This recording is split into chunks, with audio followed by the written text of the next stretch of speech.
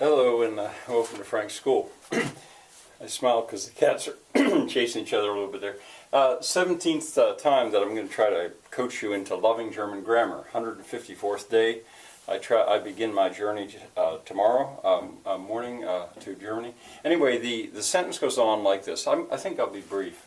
The frog has spoken to her, and sie sah sich She saw herself around.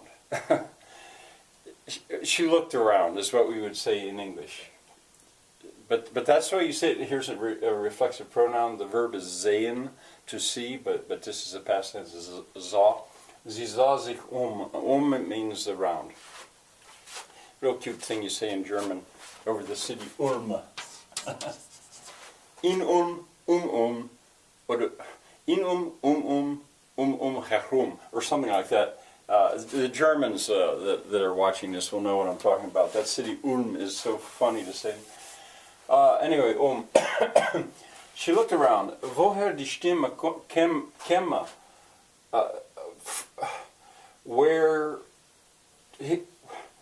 Whither, we would say in English. Where to? But this here is like hin. It gives us the old-fashioned English whither, from where, I guess.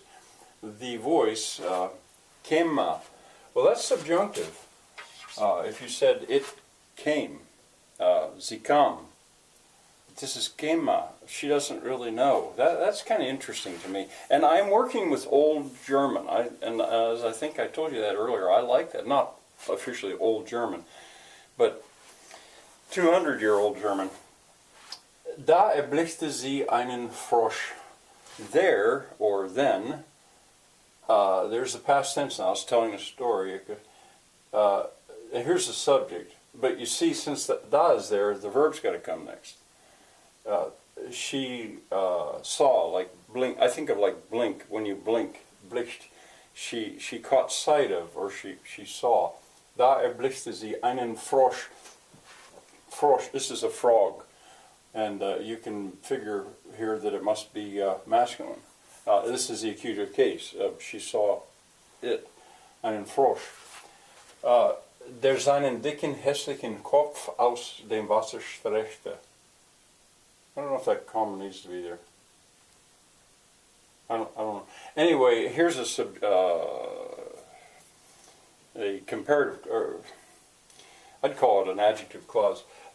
Who, the frog, who his thick, ugly head out of the water stretched.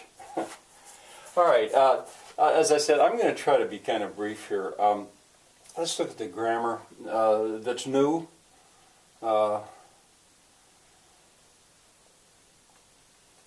This is the subject here. Who did this?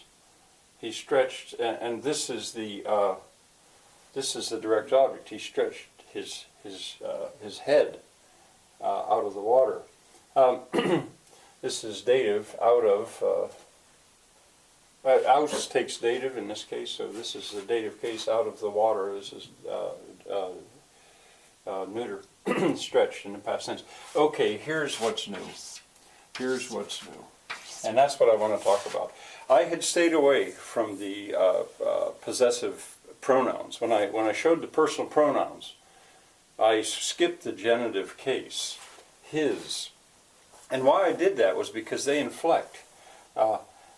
This is sein, means his, but it's got en on the end because it's modifying.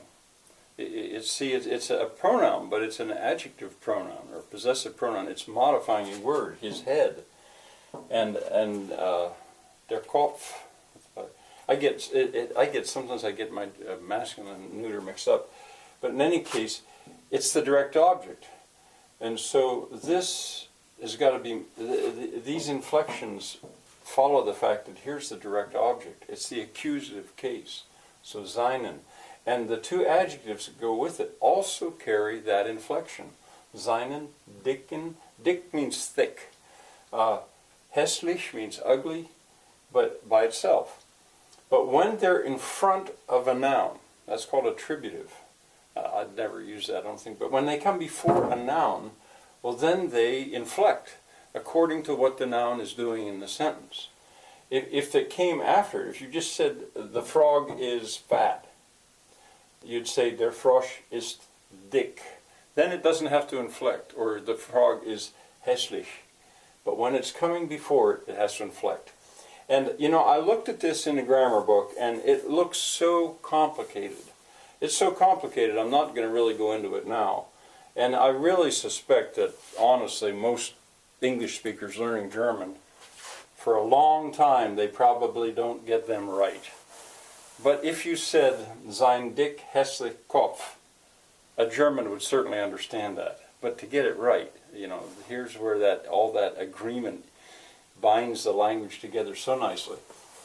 Well, so, you know, adjectives agreeing with nouns. That I've talked about now, and I've talked about possessive pronouns, which become, in effect, adjectives. So, and I've really only touched on it. I'm trying to teach you to love German grammar.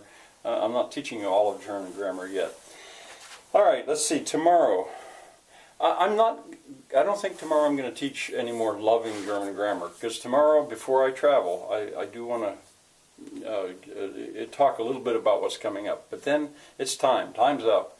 I'm going to be going off and seeing what I can do when I come back. I'll go back to this, I imagine. I mean, I'll have 25 days left to complete a 180-day school year, and boy, I ought to come back with a lot of stuff, mostly video. Well, anyway,